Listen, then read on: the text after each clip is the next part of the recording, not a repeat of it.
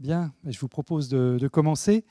C'est un grand plaisir d'accueillir Michael Fleischhauer et je vais parler en anglais maintenant pour le présenter. So Michael did his PhD in Jena, not in Vienna, in Jena, about non-classical states of light. So it was the early days of squeezing at that time, and Michael did a very nice contribution to that. Then he did his habilitation at LMU, University in Munich, in 2000. And that same year, I think you became a professor at Kaiserslautern in theoretical physics.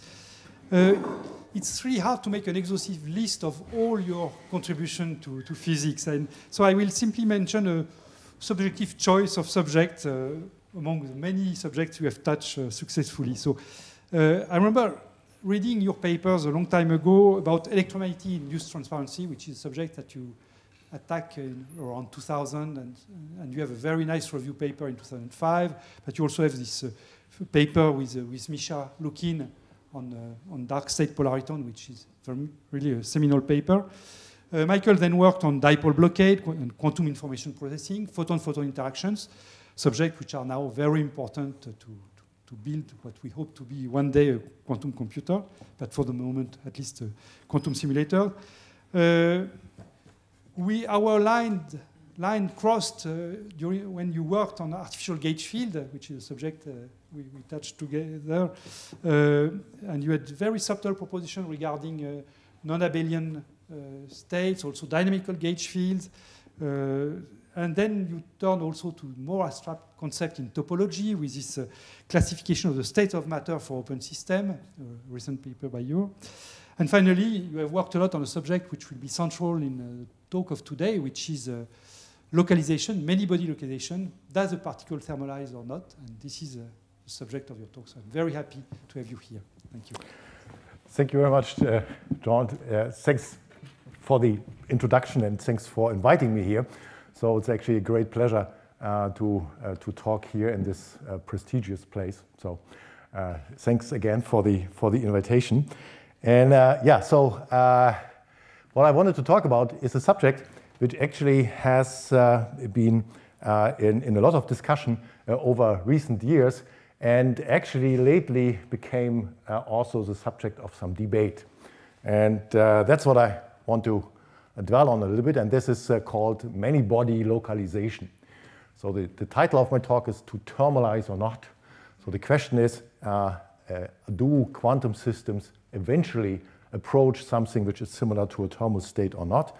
And this is what I'm going to talk about. But before I go into the details, let me mention the people who are involved in that. And that is first and foremost my previous PhD student, Maximilian Kiefer-Emanuelides, who actually made most of the material which I'm going to show you today. And in fact, I stealed quite a lot of the view graphs from him as well. So he really gets the big credit for today.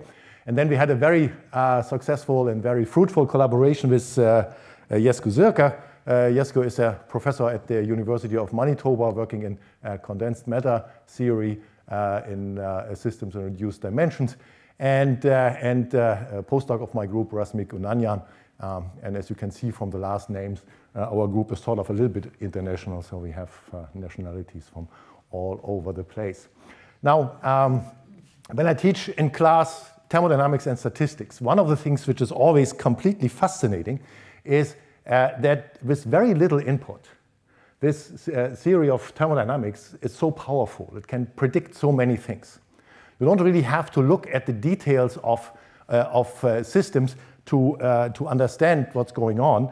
There are just few general rules, general laws, and the reason why this is so is because the systems can be described at least on the scales of cause, spatial grains, and cause time. In the cause time sense, can be described in terms of very simple general states, density matrices, or probability distribution resembling what is called the Gibbs state. And well, this is sort of understood in the sense of classical physics because we have the ergodic theorem, which tells us that after a long time, interacting particles will, in phase space, basically occupy all of phase space. But how is it actually in quantum physics? We know that quantum systems is described by the Schrödinger equation, and the Schrödinger equation is linear. So how do we understand thermalization in a quantum mechanical system? So let me just, for the sake of illustration, start with this little example here. So suppose you have some sort of a lattice, and you have some particles which are on some side prepared initially, some initial state psi naught. Then over the course of time, what's going to happen is that these particles just delocalize and spread out over the whole system. Now, this system at that time t, at some later time, is again in a pure state. But now what we understand under thermalization is, now let's take this whole system and put it into two parts, A and B, and let's just trace out all the information on this part B, which we are not interested in. And the reason why we're doing that is, of course, that most of the observables which we actually are looking at are local observables, so they only belong to a part of the system. So what we are interested in, what is sufficient to look at, is the reduced density matrix of this subsystem A. Now, turns out that for many systems in quantum physics, the reduced density operator behaves as if it would be a canonical operator. So the Gibbs state characterized with a few parameters, for example, the temperature and the Hamiltonian of the system. So why is this so for generic quantum systems? Well, this goes back to, again, something which is so far only a hypothesis, which is the eigenstate thermalization hypothesis. So suppose we are looking at an observable, and since we are interested typically in times in cost, average time scales, long time scales, we can look at the infinite time average of an observable. And then we just plug in the time evolution of the many-body wave function. And because there are very many energies, different energies, the only terms which are survive are the diagonal elements. All the others are just cancelled out by the averaging over time. And they are weighted with some probabilities. And now what the eigenstate thermalization hypothesis says is that if this operator here is an operator which only acts on degrees of freedom of a subsystem, then the expectation values of these operators in the eigenstates, the energy eigenstates of the whole system, actually mimic a microcanonical ensemble. So this is not proven in a general way, but it has been shown for very many examples that this is actually true. And now we understand why, after averaging out one part of the system, the density matrix of the remaining state is that of a canonical ensemble, because the whole system here mimics, looking at local quantities, just a microcanonical ensemble. Now, there's an important consequence from that, because if the state of the subsystem is a thermal state, then it means that its entropy and its entanglement entropy, which contains the information of how much the subsystem A is connected or entangled with the subsystem B, must just be the thermodynamic entropy. And as we all know from lectures in elementary thermodynamics, the entropy is an extensive quantity, so it has to scale with the size of the system. If I double the system, the entropy has to double. And that is called a volume law. So we expect that the entanglement entropy, just a trace of rho log rho with a minus sign, which has to be the same than the thermodynamic entropy, is scales with the size. And since we have a one-dimensional system, it will be the length of this block here. So please keep this in mind. This will become important a little later. Okay, so now I want to pose the question, can a generic quantum many-body system withstand this process of thermalization? Can it actually not thermalize? Now, this has two important parts of it. I mean, first of all, it would be very interesting from a fundamental point of view to have a system which does not thermalize. And secondly, it could also be practically quite relevant, because suppose you have a phase of matter which does not, phase of matter means it's robust against perturbations, and it will not thermalize. That means it has eternal memory. So it could be applied, for example, for things like a quantum memory. It could memorize and store information of the initial state. And in fact, it has been for a long time, since some pioneering work of Basko, Alaina, and Altschuler in 2006, it has been a consensus that there is actually a system like this, or phenomena like which does do exactly this, and this is called Many-Body Localization. And this is supposed to have the property that does not show particle transport. Everything which you put in there should stay localized. Well, or maybe it doesn't. And that's what I want to talk to you about in this lecture.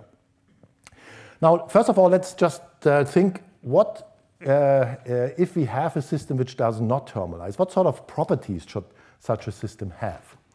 Now, well, for example, if we have, I mean, any quantum system has as many conserved quantities as a dimension of Hilbert space.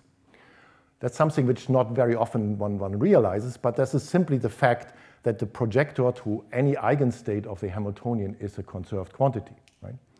So a quantum system has as many as degrees of the Hilbert space. But they are typically not local. These projectors are spread out over the whole system. So as soon as you trace out some part of the system, they get completely compromised. They get scrambled.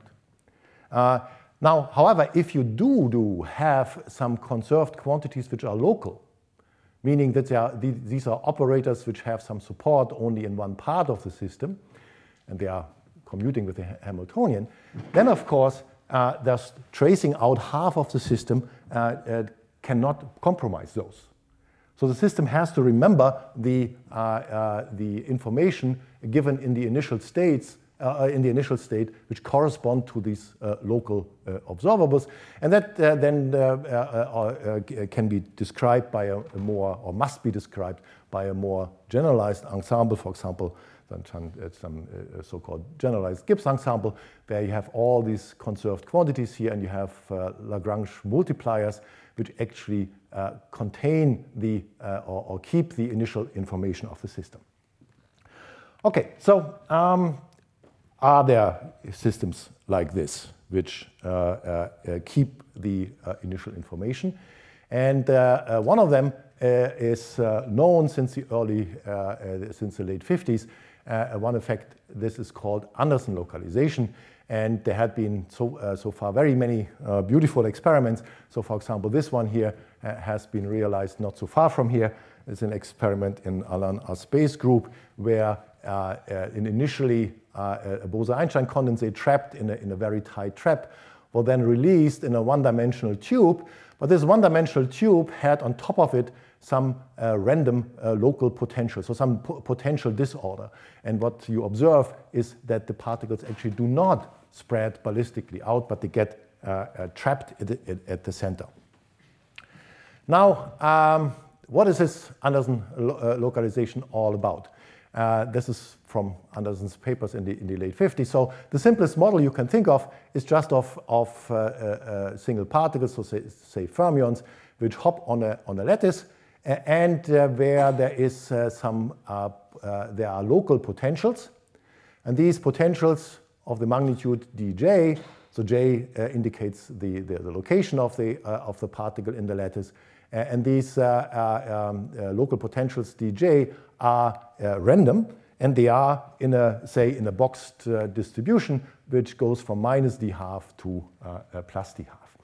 And now what Anderson showed is that in 1 and 2 dimension, even if this disorder is arbitrarily weak, so if this D here is arbitrarily small, the eigenstates of the systems are actually localized and have some function which has some exponential shape. Now, it's important to note that this localization is not because the particles are trapped in a very deep local potential minima, because that actually can happen for arbitrary small d in 1 dimension, but it is an interference effect. So it's an interference of the particle wave going out from the original position of the particle, getting back scattered but by the disordered and interferes with itself. So, and one of the important consequences is that in this Anderson localization phase, there is no particle diffusion. And what that actually means is that this should be a system where we have these conserved quantities, these local conserved quantities, and in fact an extensive number of those. And in fact, it turns out that the Anderson Hamiltonian can be rewritten in a very simple form. Namely, they can be written as projectors to the Anderson orbitals, to the local Anderson orbitals, with some energies epsilon alpha. So obviously, these occupation numbers here, they commute with the Hamiltonian, and they have some local or quasi-local support. And as I already mentioned, there had been quite a number of beautiful experimental demonstrations of that, and the one is the one here in Alain Aspec's group on ultra-cold atoms in 1 dimension. But actually, the Anderson localization is not an effect which is quantum in the sense, but you can also have it with classical waves.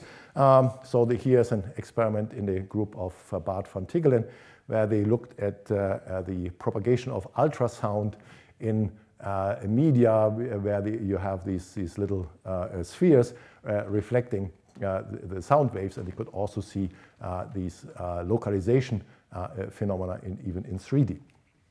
Okay, so this is also, since this is a classical effect, my students actually thought about the following. Well, what would happen if you go to, you are in a room and you put a loudspeaker in the middle and add some disorder. The disorder could be, for example, a couple of balloons which you just hang in the room. Then, naively, what you would expect is that in the case of no disorder, the sound waves will just propagate outside. And if the conditions are right, with this balloons making some disorder, then the sound should be localized. Well, we actually started and trying this out. So we went to the, my students did, they went to one of our seminar rooms, put a loudspeaker here in the center, and then started to hang up some balloons in the room, realizing that a 3-dimensional room has a lot of volume. So you really have to blow up quite a lot of balloons, even though you only partially fill them. In particular, if you have to do this without a compressor. So it took quite a while to do that. And then after this was then finished, we played the music, and the people were just walking around and listening and trying to realize if there is any effect of localization. Well, eventually one of my students, he's playing the tube, so the wavelengths of the tube is roughly the right one corresponding to the system. So he played the horn, and we tried to hear something. Well, to some extent, unfortunate result was that there was no localization. So while we did walk around in the room with a microphone and recorded the sound and compared this for the case with balloons and without the balloons, and yes, there was some effect, but not really localization. Well, there could be very many effects which ruin the localization. But anyway, we had fun. So that was nice. But there's also a lesson to learn from that. And the lesson from that, to learn from that is there are many processes which can destroy the localization. For example, decoherence can do it, dephasing can do it. And that is an important lesson to take away from this, that typically Anderson localization is compromised as soon as you add some decoherence, as soon as you add some interaction of your system with some environment which causes the system to dephase. And that raises the question whether we can actually look at Anderson localization as a phase of matter, because it's not stable. As soon as we add some interactions, we will have a problem. What do I mean? Well, let's say we are looking at non-interacting particles, now not just one, but very many, and we prepare them in these Anderson orbitals. Then the many-body state is just a factorized Anderson, just all the set of factorized Anderson orbitals. This region of states, which is made up by these factorized states, is, however, only a very tiny fraction of the total Hilbert space. And as soon as you add interactions to the game, then, of course, these factorized states will generate entanglement, and these entangled states spread out in the whole Hilbert space, and then these might completely compromise the localization. So it's not a trivial question to ask what's going to happen if we add interactions to a system which is Anderson localized. And in fact, this question was posed already in the original paper by Phil Anderson in the late 50s. And it took about 20 years until he and Fleischmann actually put up a paper arguing that the localization survives weak interactions in a perturbative sense. Well, then there had been some discussion and debate on and off whether this is really which really means that interactions, that localization can withstand interactions or not, until a paper in 2006 by Basko, Alain, and Altschuler mentioned that, who showed that localization can actually survive higher order perturbations. Shortly after that, there was a paper by Oganessian and Hughes who showed that the localization survives all temperatures, so even in a complete excitation spectrum, if the local Hilbert space is finite. So if you're looking at a sample of spins, for example, or let's say you're looking at a lattice of fermions where the Hilbert space, the local Hilbert space is finite. Well, then I should mention also a very important paper by John Embry, who made some analytical arguments why this localization should survive in the many-body case. And one other important landmark here was certainly the works in 2013 and 14, so a little less than 10 years ago, by Zerbin, Papic, and Dimar Banin and Hughes, Nandishko, and Oganessian, who basically formulated or showed that even in the interacting case, you can formulate a description of the effect, which was then termed many-body localization, in terms of local conserved quantities, these local integrals of motion. So there seemed to be quite some consensus that many-body localization actually exists. Well, until about the year 2019, where some doubts started to grow, and parts of the doubts were actually also produced by us. So that's what I want to convey to you today. Good. So let's first start talking about MBL, and let's just pick in one of the paradigmatic model systems for many-body localization. So as in the Anderson case, we have, say, a one-dimensional lattice, say fermions, to make it in finite dimension local Hilbert space, which they hop with some hopping amplitude j, so that's the amplitude that they can go from one side to the next. And there is some local potential, and this local potential is again random. in a boxed distribution between minus d half and plus d half. And now let's add some interactions. And since we are looking at spin polarized fermions, we are looking at the next nearest neighbor interaction with some strength v. Now, then this is just a clean system. This would be the Anderson case, and this is now then the full case, including the interactions. And now the prediction was, coming out of a couple of numerical simulation, is that if there are interactions, then you need to have a certain threshold of the disorder. So not an arbitrary weak disorder is not sufficient. You have to go to a certain level, and then the system should turn from a thermal state, so a state where all the particles thermalize, to a localized one.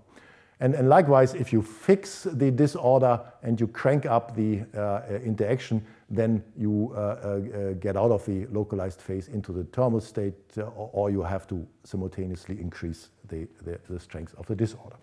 And there were a couple of evidences for that. So for the case of weak disorder, what people saw in numerical simulation is that there is a Wigner-Dyson statistics of the energy separations of the eigenstates. And whenever you have a Wigner-Dyson statistics of levels, that actually means there is level repulsion. So energies try not to, the energy levels try to be as far apart from each other as possible. And the reason for that, the physical reason for that, is simply because if the states overlap, they hybridize, and then whenever you have hybridization between states, you get an avoided level crossing, and that gives this level repulsion. Also, what it was shown that the eigenstates do obey the eigenstate thermalization hypothesis, so the system should thermalize, and there is transport of particles. However, if you go to large disorder, then the situation changed. What was seen is that the level statistic turned from Wigner-Dyson to a Poissonian one. And a Poissonian level statistic basically means you have independent sets of energies which just overlap, and then the result of that is a Poissonian distribution. So there is no level repulsion. The eigenstates actually do violate the ETH hypothesis, and there were no transport of particles. So this was the way of looking at it. And the physical understanding was that what's going to happen is that, yes, now we have interactions in the game. So let's start from the case where we have no interaction, and we have the Anderson orbitals.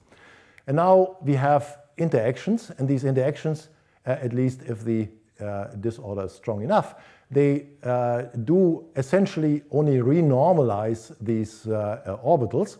So we still have local conserved quantities, which now correspond to these renormalized orbitals, and but they are still local, so they have only some exponential tails, and they therefore lead to localization.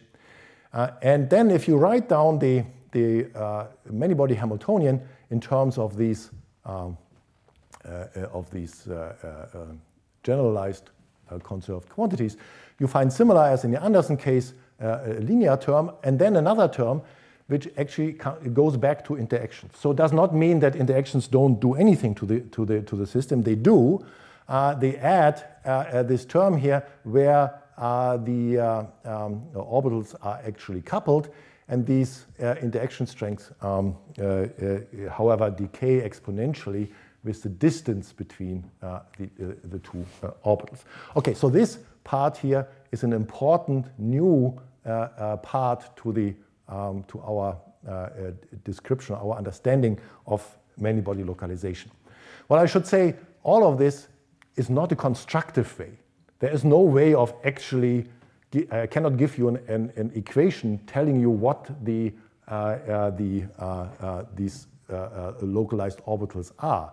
This is essentially the assumption or the conjecture that these orbitals exist. There are some renormalization group approaches which give some sort of understanding of them, but there's not a complete way of describing them.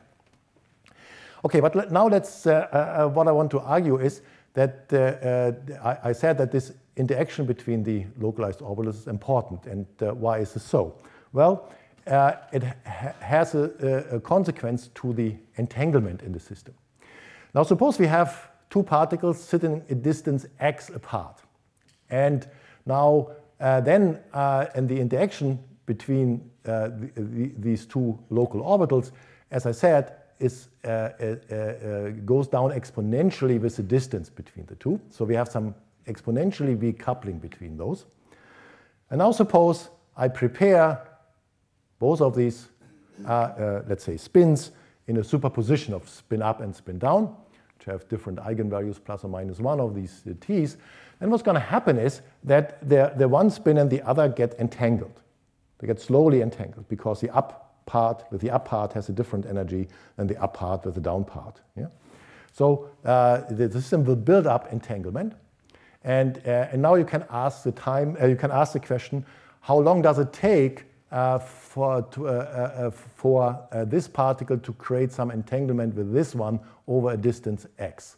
Well, the simple back of the envelope calculation is well, let's take the interaction Hamiltonian. Goes like exponent minus x over xi times t. And well, if that is on the order of pi, then this here made some rotation of one spin with the other. So from that, you immediately see that the condition is that this part here, e to the minus x over xi times t, has to be on the order of pi, or x scales logarithmically with t. So what we see is that there is some spreading of entanglement in the system, which grows logarithmically in time. So it's slow, but it does grow.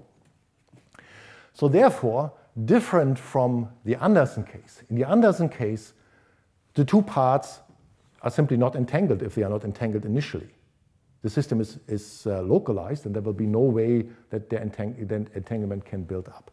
Now here we have interaction, and this interaction actually causes the entanglement to grow proportional essentially to the, if I start with a factorized state, proportional to the length of this entangled region, which grows logarithmically in time. So this is one of the important differences between many-body localization and Anderson localization, is that the entanglement actually grows in time.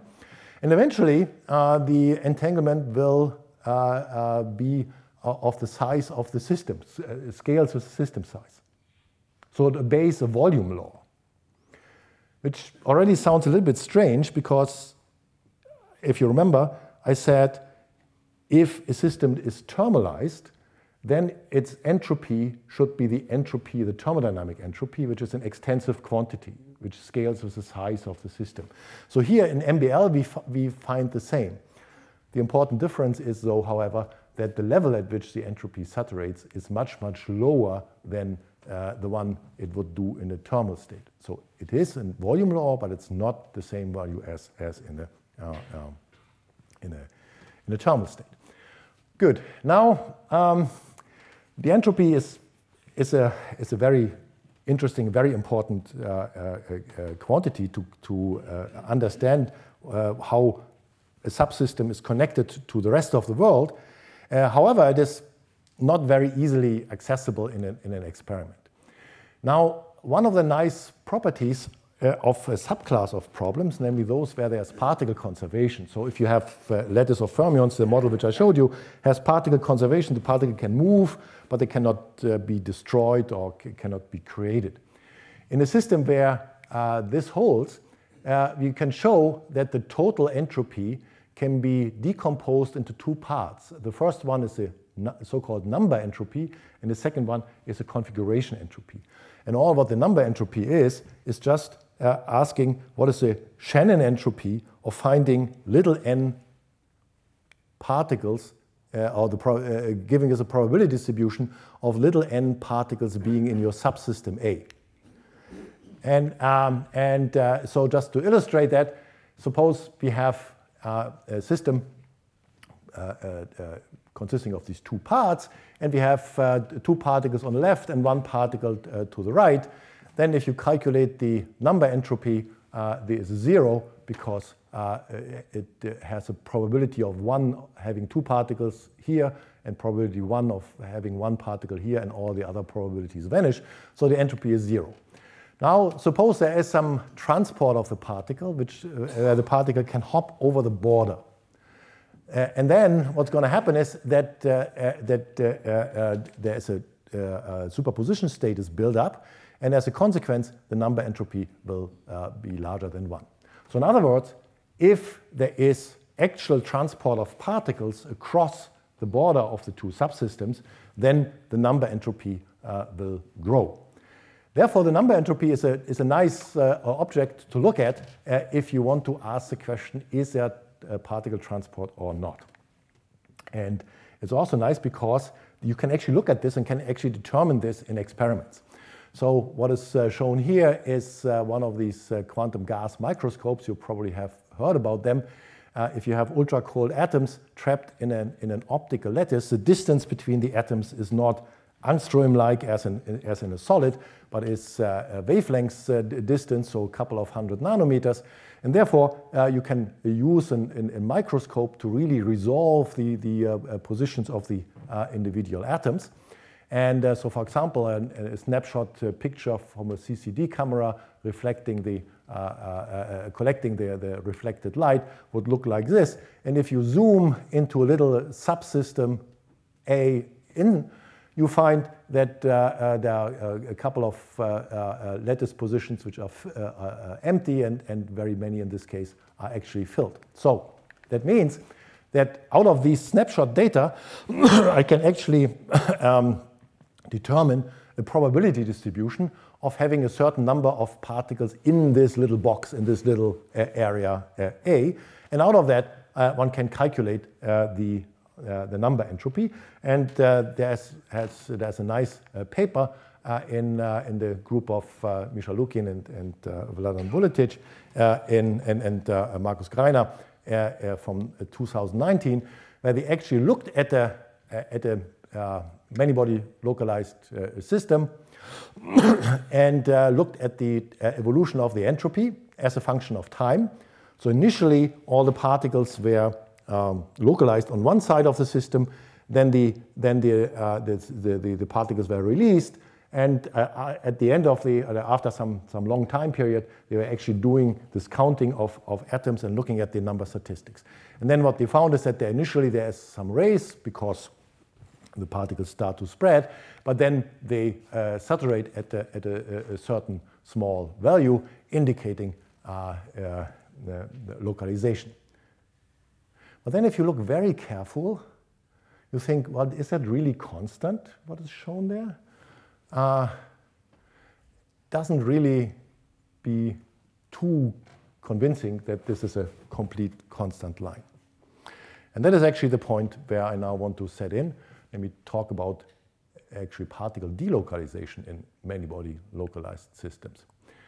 And so the starting point of all of that, or of our analysis, came actually from some formal discussions of free particles in random potentials. So what we could show for free fermions is that there's a certain relation between the different entropies. So the von Neumann entropy and the number entropy. So we could show that the von Neumann entropy, the entanglement entropy, is actually bounded from below and from above with the exponent of the number entropy. And in fact, just to show some numerical examples, this is here in a case of Anderson localization with a small disorder and large disorder. And what you can see here is this lower bound, which is the left side of the equation. The upper bound is the right side of this equation. In the middle is the number entropy. Actually, to be precise, it is the second Rayleigh entropy, not the true entropy, but for for all practical purposes that behaves the same. And even and here you can see the case for strong disorder. So you see this is perfectly fulfilled. So from that, we established a relation between number entropy and entanglement entropy, saying that the number entropy is generically scales like the logarithm of the entanglement entropy. And now let's have a look back to the MBL situation.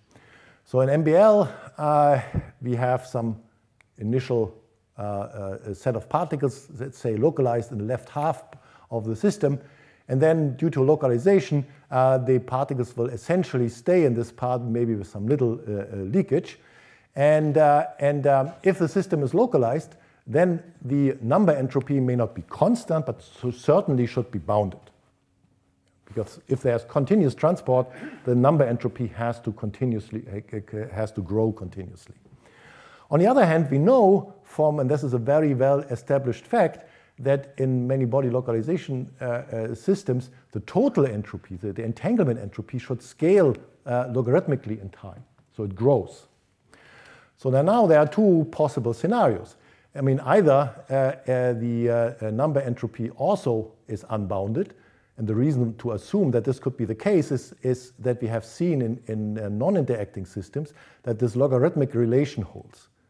So if you plug in the Sn log ln t in here, you would then assume that or predict that the number entropy should grow extremely slowly, so log t, but it still should grow and therefore be unbounded. But if it's sorry, I pointed to the wrong one. If it's unbounded, then it basically means the system eventually is not localized. The particles, after a very, very long time, will reach all parts of the system. Okay, so now let's have a look at this experiment again. So if we now plot a log t curve on that, then that seems at least to fit as well as the assumption that it's constant. Yeah?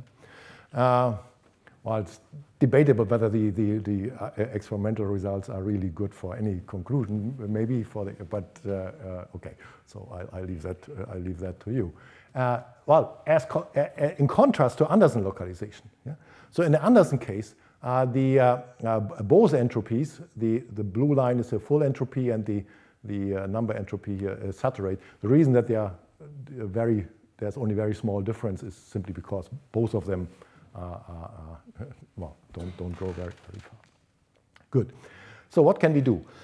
Well, actually, one of the difficulties in this whole field is that the only way to make to get any results is by doing numerics. And the numerics has to be done very, very careful.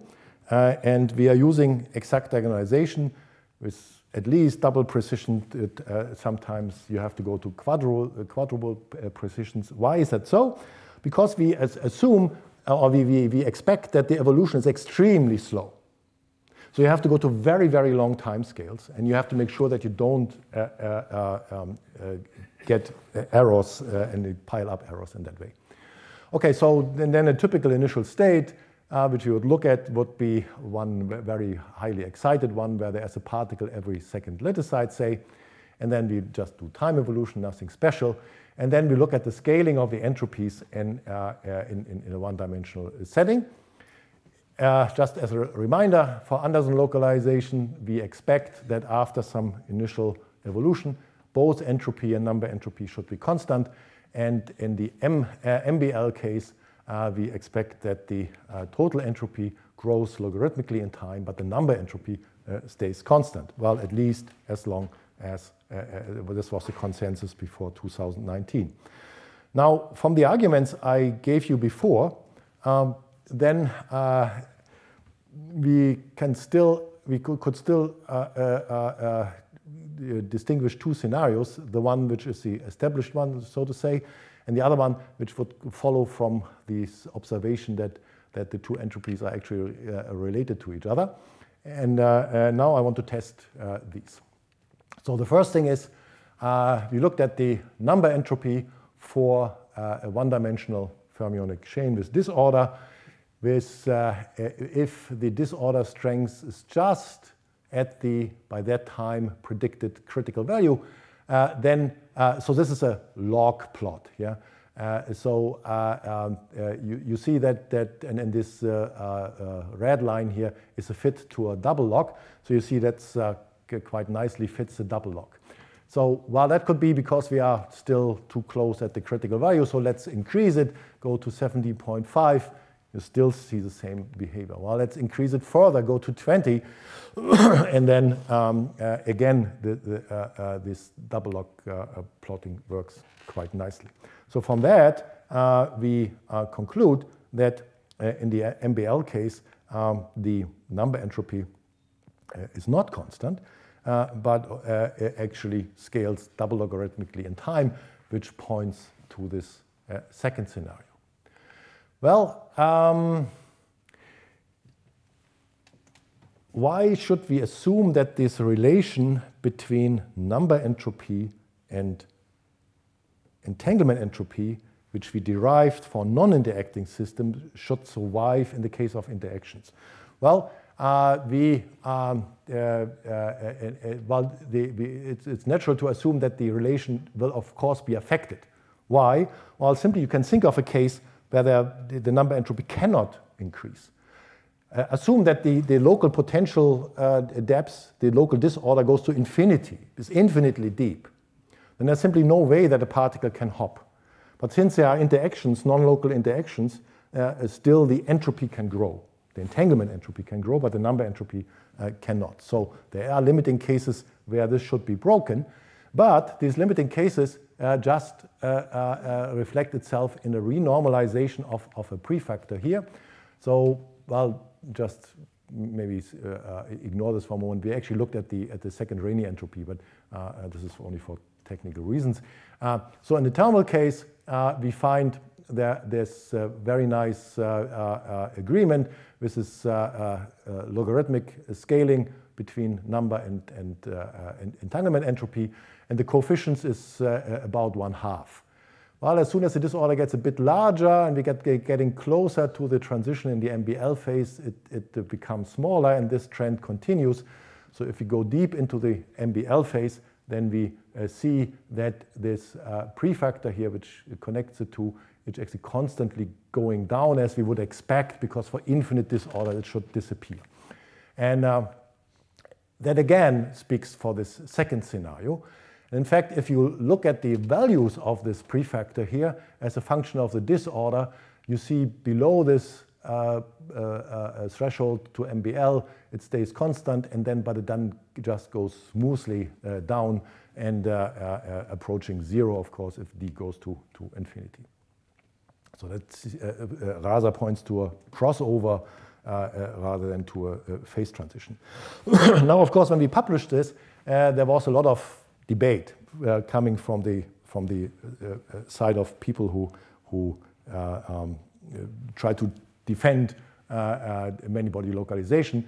So the first argument was, well, maybe the estimated critical disorder, which we estimated was too low, and this is actually higher. So maybe you are just too close to this thermal phase. Okay, so what we did is we cranked up the disorder all the way until 40. So the critical point was supposed to be 15. So it's quite sufficiently larger than that, and still the same behavior is true. Well, then there was another argument, which is a serious argument, to say, well, guys, you are making numerical simulations on a finite system. So if you randomly pick your potential, once in a while it can happen that your random potential is not random at all, just happens to be flat. And this is a rare event. And one of these rare events could cause this very, very, very slow increase of entanglement. So what we did is that we said, okay, let's not look at the disorder average, but let's look at the median where the extreme cases are taken out. And all what's going to happen is that the initial evolution changes, but the long time evolution stays exactly the same. So the same story points to this scenario. Well, then there was another serious argument that said, well, look at your plots. the number entropy as a function of time. Then you see, if you compare this to the double logarithmic plot, you see at some point it deviates from that. And maybe all what you see is some sort of transient behavior. In a long time, transport is really cut off and it stays constant. Well, you have to keep in mind that we are looking at a finite system. So in the finite system, any entropy has to go to a finite value because it cannot grow any further. But let's compare this to the entanglement entropy. So if you compare this to the entanglement entropy, so this is a log scale here, then you expect a linear growing, and indeed there is a linear growing until a certain point. And if you compare the time where this deviates from the linear growth, when this deviates from the logarithmic growth, you find it's actually the same. So if you look at this deviation time, it stays the same. And if you change the disorder strengths and compare these times, you find always that whenever the entropy, the full entropy deviates from the logarithmic growth, also the number entropy deviates from the double logarithm. And in fact, you can extract these deviation times, and then since remember that the entanglement spread in these MBL systems goes in logarithmically in time. So you would expect that the entanglement reaches the border of the system size at a time which is exponential in the length, or the logarithm of the time is proportional to the length. And indeed, if you plot this, you find they are all lying on the collapse, all the data collapse on a single line. Good. So it's not a transient phenomenon. Well, then there was yet another argument. Well, you see that your number distribution, your number entropy grows only very, very small in value. So maybe all what you're seeing is a single particle which happens to move from the left side of the system to the right side of the system. And in fact, that is a good argument, because what is plotted here is the full number entropy for two different disorder strengths. And in the one case, it's a full result. In the other case, it's a result where we only allow a single particle to move out of the system. And you can see you can hardly see any difference. So yes, it's true. Many of the effects which we see is just coming by a single particle. But is that the full story? Well, for that, let's have a look at the distribution, the actual probability distribution of the particles. So here we have a system of length 12, and we have 6 particles in the left half. So the probability distribution has one peak, namely at 6 particles. And let's first have a look what happens without interaction. So we are in the Anderson case. Then after some time, the probability distribution which will start to spread. And that's not so surprising because the Anderson orbitals are not delta functions. They are not sitting on one point. They have a finite extent. But then if you look further in time, you see nothing else happens, so the system just stays there. But now let's have a look at the MBL case. In the MBL case, the initial time is the same. But then if you go on in time, you realize the distribution becomes broader and broader. However, if you look at the numbers, you realize that this is 10 orders of magnitude smaller. So what is actually going on is that more and more particles can actually escape, but with an extremely small probability. Yeah? And that is the cause of this very slow increase of the number entropy. Well, let me skip this here in view of time, and let's maybe just talk about now this effective model. Well, I told you that a way of understanding the many-body localized phase is in terms of this local integrals of motions, which I now very inconveniently relabeled as etas rather than as tors, so sorry for that. So these are the number operators of these renormalized localized orbitals. And in the Anderson case, we would have just this piece here. And in the case of an interacting model, we still have also interactions between these orbitals. Of course, the numbers themselves are conserved quantities. Yes, they still commute. But there is this interaction which causes the increase of entanglement. Now, for the sake of discussion, and now let's take the following perspective. In the Anderson case, we are able to calculate these orbitals. We know what they are, at least numerically. So we can use them and just pretend that, at least in the case of strong disorder and weak interaction, probably these orbitals are still good first-order approximation. And then we also ignore this third-order terms because it turned out to be not really relevant. And then we compare the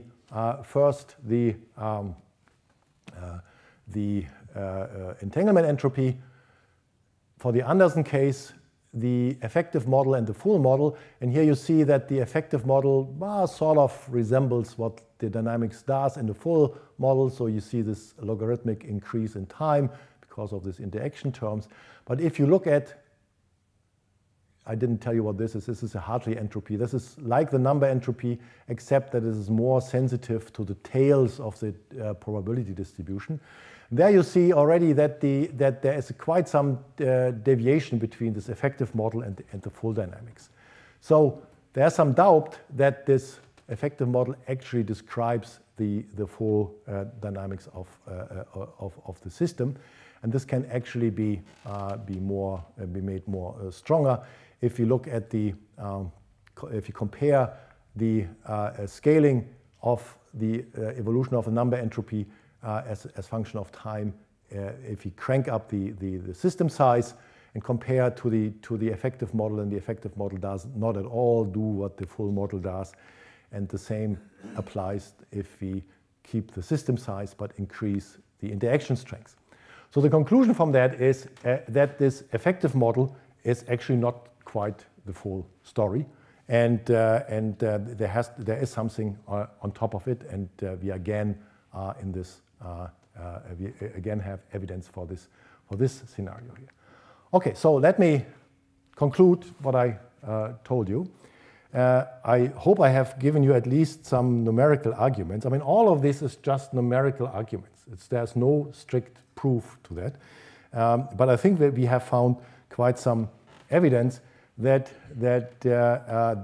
MBL is actually following this scenario here, meaning that there is an increase of number entropy and therefore of particle fluctuations, and the system is indeed delocalized. Well, I told you that 2019 was a point where the common consensus started to get a bit shaken. And the starting point actually was not us, but it was a paper by Jan Suntas, who basically put up arguments that the critical disorder strength for MBL to happen is infinite. So you can never reach that. And then, of course, there were arguments in favor of MBL. And then came our numerical paper. And then there were, again, arguments pro and con, and it led to a somewhat heated discussion. But the good thing about a heated discussion is that it brings out the true physics. Yeah? It forces you to look at the systems. And so these were all of the... And then there was actually a symposium in 2001, which had the nice title, MBL Dead or Alive. And but even the story continues. So at the end of the day, I can probably say there's no final conclusion there, but at present we believe that MBL is a very interesting phase. I mean, not to get me wrong, a double logarithmic increase in time is extremely slow. So for all practical purposes, you can ignore it as well, yeah? Because it takes the age of the universe until something really happens. But from a fundamental point of view, it's an interesting question to ask, does if such a phase exist or not? Good, and with that, yeah, okay, so I have some more, sorry. And there's one nice view graph which I stole from my graduate student PhD defense. This was his last slide of the defense. He said, this is a prediction, the time evolution of the prediction of the critical disorder for MBL. So until 2019, it was here in the units we use, yeah, so if you're familiar with MBL, you may have seen different scales. It was constant, and then starting from 2019, parallel to the COVID exponential explosion, there was an exponential explosion of the estimate for the critical strength. And with this, let me put up the final conclusions again. And with this, yeah, and that may say that at the end, the system might be thermal after all. So with this, I like to thank you for your attention. And the picture which you see here, unfortunately it's too bright here to see it good, is just the sunset over the University of Kaiserslautern. Actually, it used to be the University of Kaiserslautern until the beginning of this year, and then we were fused with another little leftover of some other decaying place. No, not another decaying, but of some we should take this out of the recording. Some other place where which we had to take over. So it's a nice place in the forest. John knows it, and if you have any, and you can reach it very easily from Paris. There's a TGV ICE connection directly going 2 hours and 15 minutes. So if you're interested and want to visit us, please do so. And with that, I thank you very much for your attention and again for the invitation.